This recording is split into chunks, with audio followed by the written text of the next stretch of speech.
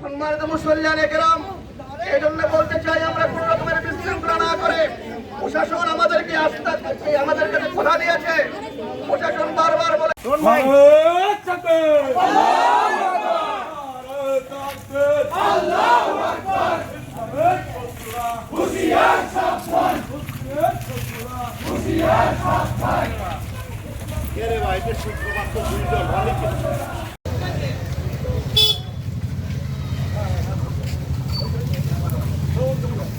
বাংলায় আপনাদের ঠাঁই হবে না।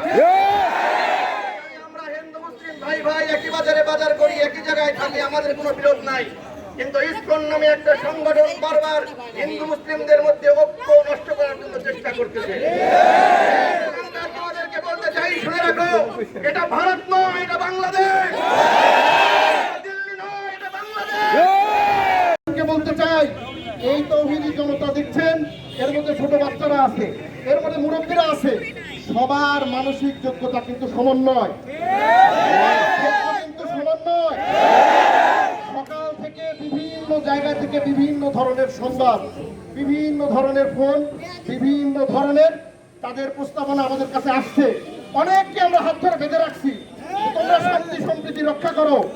আমি প্রশাসনকে বলতে চাই, আপনারা যদি আগামী 24 ঘন্টার মধ্যে অ্যাকশন নিতে যদি না পারেন, এই উত্তপ্ত জনগোষ্ঠীর হাত কিন্তু আমরা আর ধরে রাখতে পারবো না।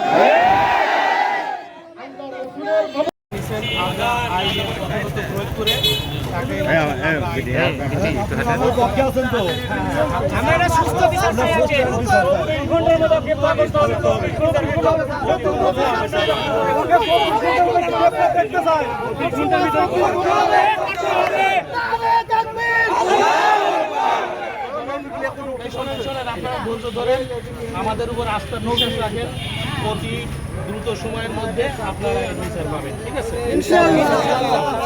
আপনারা এখন ধৈর্য ধরেন, আমাদের পথে আস্থা বিশ্বাস রাখেন।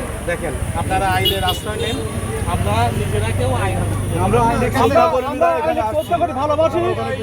আগামী 24 ঘন্টার ভিতর আগে গ্রেপ্তার দেখতে চাই। ধন্যবাদ ধন্যবাদ। উনি আশ্বাস দিচ্ছেন এবং কাজ কখনোই মেনে নিব না। শিমুল যে অপরাধটা করছে সুস্থ এবং বিচার চাই 24 ঘন্টার ভিতর। আমরা বুঝাইপুর থানায় দেখতে চাই 24 ঘন্টার মধ্যে। আপনারা শান্ত থাকেন, আমাদের কাজ করার সুযোগ দেন। আমাদের কাজ করার সুযোগ দেন, কাজ করার সুযোগ দেন, আমরা কাজ করব। এটা যেহেতু পুলিশ জানি কাছে পুলিশ ব্যবস্থা